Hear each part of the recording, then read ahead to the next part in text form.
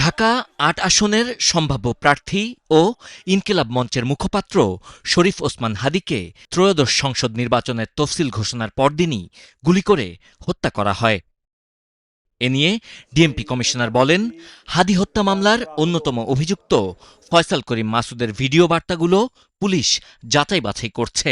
হাদীর ব্যাপারে যে পোস্ট করা হয়েছে নো কমেন্ট। ভিডিওটা আমি দেখছি, আমরা পাইছি, পরীক্ষা নিরীক্ষা করতেছি, পরীক্ষা নিরীক্ষার শেষে মন্তব্য। এদিকে নির্বাচনের ক্যাম্পেইন চলাকালে গেল ৬ নভেম্বর চট্টগ্রাম ৮ আসনে নির্বাচনী মিছিলে গুলি করে এক ব্যক্তিকে হত্যা করা হয়। তার এক সপ্তাহ পরই রাজধানীর পল্লবীতে গুলি করে হত্যা করা হয় যুবদল নেতা গোলাম কিবরিয়াকে। এছাড়া রাজধানী ও রাজধানীর বাইরে ককটেল বিস্ফোরণ সহ চোরাগুপ্তা হামলা চালিয়ে একটি মহল নির্বাচনের পরিবেশ নষ্টের পায়তারা করছে বলে অভিযোগ রয়েছে।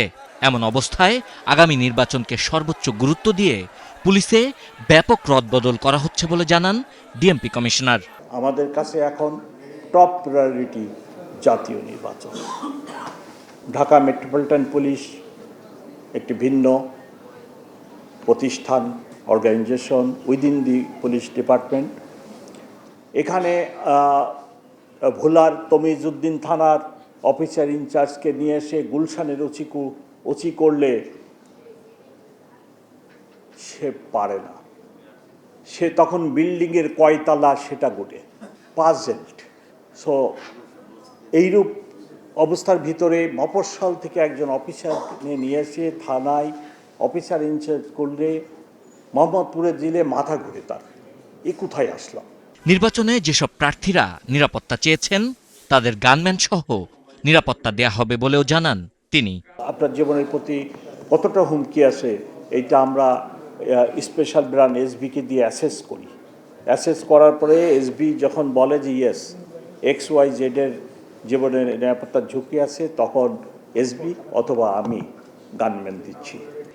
ক্রাইম রিপোর্টার্স অ্যাসোসিয়েশন আয়োজিত বার্ষিক সাধারণ সভায় অংশ নেন ডিএমপি কমিশনার। অনুষ্ঠানে ৫টি ক্যাটাগরিতে অপরাধ বিষয়ক সাংবাদিকদের হাতে পুরস্কার তুলে দেন তিনি।